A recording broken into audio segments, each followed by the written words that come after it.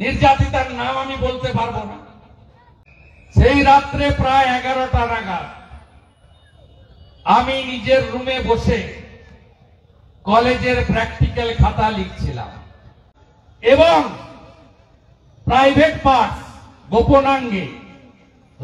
আরেকটা কারণ, রামনগর বাজার, আরএসএ ময়দান, বালিশাই, দীঘা, এত জায়গা থাকতে থাকতে রামনগর পানিপাড়ুর রাস্তায় হাঁটলাম কেন? দেপালে কলেজ পাড়ায় এলাম কেন? তার কারণ হলো নির্যাতিতার নাম আমি বলতে পারবো না। রামনগর কলেজের কাছে সামন্তদের মেস।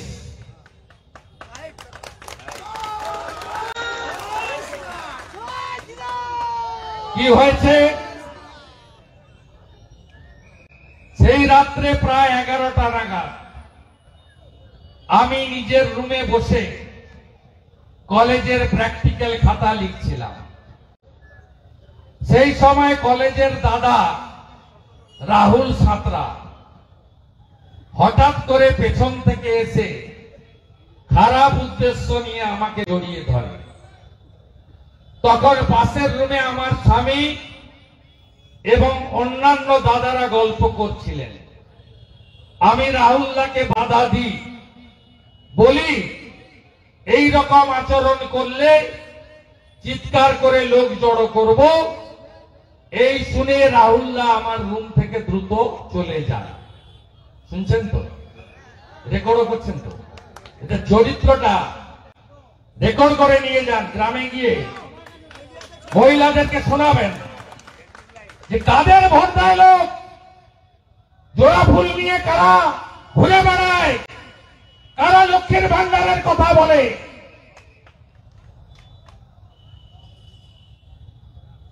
লজ্জায় সেই রাত্রে এই ঘটনার কথা আমি আমার স্বামীর কাছে প্রকাশ করতে পারিনি। পরের দিন রাত্রি 10টা নাগাদ কলেজের সিনিয়র দাদা প্রীতিশ বেরা, ডাকনাম সোনু, চন্দন পুলাই, রাজকুমার জানা, শতদল বেরা, রাহুল সাঁতরা, মেস মালিকের জামাই অপু জানা, কয়েকটা বিয়ার ও মদের বোতল সহ আমাদের রুমে আসে, বলে যে আজকে এখানে বসে খাওয়া দাওয়া হবে। আমি এবং আমার স্বামী প্রতিবাদ করায় শতদলরা আমার স্বামী এবং আমাকে অশালীন ভাষা এবং প্রাণে মেরে ফেলার হুমকি ও পরীক্ষায় ফেল করানোর কথা বলে। এই যে বলছে না মিডিয়াগুলো থ্রেট কালচার, এইটা হচ্ছে পরীক্ষায় ফেল করানোর কথা বলে। সব জায়গায়, প্রাইমারি স্কুল থেকে ইউনিভার্সিটি, পঞ্চায়েত থেকে নবান্ন, সব জায়গায় থ্রেট কালচার।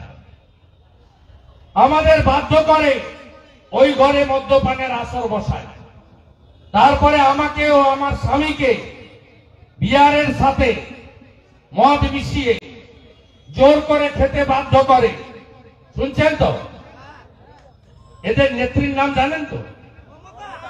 30 টাকার পাউচ। উনি দুটো কাজ করেছেন, বিয়ার লটারি আর 30 টাকার পাউচ।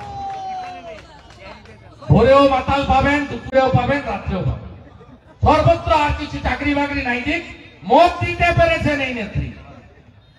তাই তিনি বিয়ার এবং মদ মিশিয়ে জোর করে খাওয়ালেন। এরপরে আমিও আমার স্বামী অজ্ঞান হয়ে যাই, চেতনা হারাই। আমার স্বামী রাত 12টা নাগাদ আসার পরে বেডরুমে আমাকে না খুঁজে পেয়ে পাশের ঘরে ছাত্র অনুপম জানার কাছে যায়। সেখানে কলেজের আরেক ছাত্র আমাকে খুঁজে পাওয়া যাচ্ছে না, অবশেষে দুজনে গিয়ে মেসের বারান্দায় মদ্যপান করা দাদাদের মাঝে বিবস্ত্র অবস্থায় আমাকে দেখতে পায়। শুনছেন তো? আরজি করে না, কলেজ মোড়ে, থানা রামনগর, কোন অঞ্চল? পালধুই, নেপাল অঞ্চল। আবার রাত 3:30 নাগাদ ওরা ফিরে এসে আমাদের রুমের দরজায় ধাক্কাধাক্কি করে হুমকি দেয়, এই ঘটনার কথা প্রকাশ করলে আমাদের দুজনকে প্রাণে মেরে ফেলা হবে। পরের দিন আমি অসুস্থ হয়ে পড়ি, সারা শরীরে আঁচড়ের দাগ, বক্ষে হাতে পায়ে ব্যথা, আমি দাঁড়াতে পারছিলাম না, বুকে ও গালে নখের দাগ এবং প্রাইভেট পার্টস গোপনাঙ্গে রক্তক্ষরণ হয়। তারপর থেকে আমরা মেস ছাড়ার সিদ্ধান্ত নিই। এই পরিস্থিতিতে দাঁড়িয়ে আমরা আইনি ব্যবস্থা নেওয়ার সিদ্ধান্ত নিই। আজ সকাল 9টায় দেপাল গ্রাম পঞ্চায়েতে বারাঙ্গা গ্রামের জনৈক শেখ আব্বাস তার দুই সঙ্গী পানিপাড়ন ব্রিজের উপরে আমার স্বামীকে ঘিরে রেখে আমাকে, আমার স্বামীকে ও আমার পরিবারের সকলকে মেরে ফেলার হুমকি দেয়। হলো অপারেটিং পার্টটা পড়ে দিলাম, হলো অপারেটিং পার্টটা পড়ে দিলাম। শুনলেন তো? রেকর্ড করলেন তো? দুটাকে ধরেছে চাপে, 5টা বাইরে। আমি আমার ওই ছাত্রী বোনকে বলবো, এই মামলা পশ্চিমবঙ্গ পুলিশের কাছ থেকে আপনি কোনো সুরাহা পাবেন না। এখন আরজিকর জ্বলন্ত ইস্যু, আমরা মাঠে নেমেছি। হয়তো কিছুদিন আটকে রাখবে, পরে চার্জশিট থেকে নাম বাদ দিয়ে এরা পানিশমেন্ট পাবে না।